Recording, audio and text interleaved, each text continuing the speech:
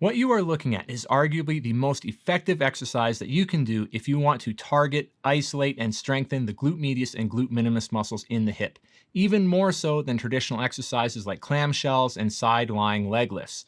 Now, if you want to learn how to master this movement and you want to learn why it's so effective at isolating and targeting these muscles, then stick around and watch this video. What's going on, everyone? In this video, we are talking about a therapeutic exercise that you can do in order to really isolate and hone in on and strengthen the glute medius and glute minimus muscles of the hip. Now, these muscles are often notorious for becoming weak and dysfunctional and painful and tendinotic as we go through life, often resulting in really kind of nasty pain and dysfunction and all that sort of stuff. So it's important from a therapeutic standpoint that we have a great way to isolate and strengthen and challenge these muscles. Now, there are a million different exercises that you can do, and so I'm not saying that this is the only one to do, but from a therapeutic standpoint of really just isolating and truly targeting these muscles, well, this exercise takes the cake. And here's the reason why. When we are in a seated position with our hips flexed to 90 degrees, so you're thinking just like sitting in a regular chair, well, in that position, the only muscles of the hip that really work to produce internal rotation, which is the inward rotating of the thighs, the only muscles to really produce that movement from a seated 90-degree hip flexion standpoint is the glute medius and the glute minimus. Now, if you contrast this to other particular exercises like clamshells and side-lying leg lifts, or what we call abductions, those are great exercises that can quite target the glute medius and some of the minimus, but one of the issues with performing abduction or abduction-based movements is that it often has a massive component coming from glute max, gluteus maximus, that big rump muscle. Now, the reason why glute max is such a strong abductor of the hip is its attachment point in terms of half of glute max attaching right onto the posterior aspect of the IT band. So kind of think of that TFL muscle in the front attaching to the IT band, and then right behind that is where half of that glute max is going to attach to.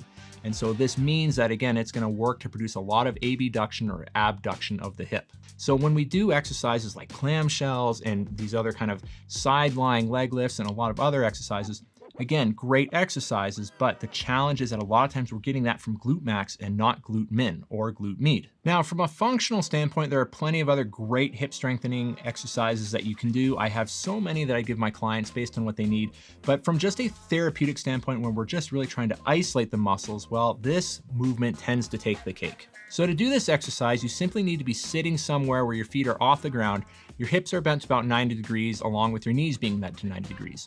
From there, you keep your knees as close together as you can, hopefully in contact with one another. And then in that position, you're gonna keep your knees together and you're gonna pull your feet apart. So this is internal rotation of the thigh bones or the femur, what we also call internal rotation of the hip. Now, as you do that, you're gonna feel hopefully a sense of effort kind of in the front hip pocket-ish area. That's kind of this muscle contraction taking place, and that's a lot of glute minimus and glute medius. Now, as you do this movement, oftentimes people need a resistance band in order to make it a little bit more challenging. But even before you use a resistance band, take note of how much each leg is moving, because if you find that there's a difference in the amount that one leg can rotate compared to the other, well, that could be an indication that there's more weakness on one side of the hip, could be some other things as well. But again, you're gonna wanna be aware of that as you work this exercise. So the best way to do it if you need some extra resistance is to take a little exercise band and put it around the feet and then produce the rotation movement. It often doesn't take much resistance, so start light and then see if you need more than just a light resistance. Now, it's important that when you do this exercise that your hands aren't resting on the surface that you're sitting on, because that can kind of help glute med and glute min out. You can get some movement compensation.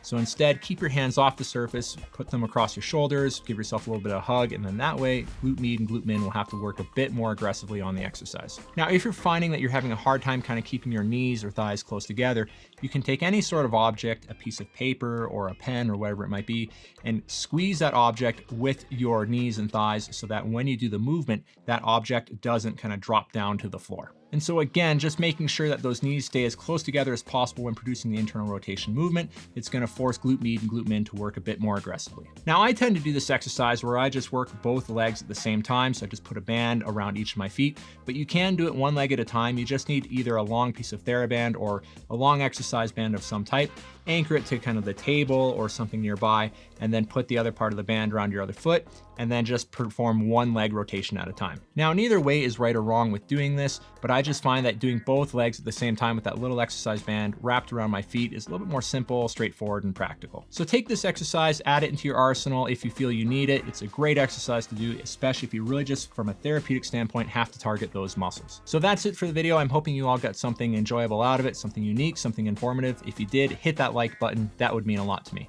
So everyone, keep taking care of yourselves, keep looking after one another, keep making great things happen, and I will see you in the next video.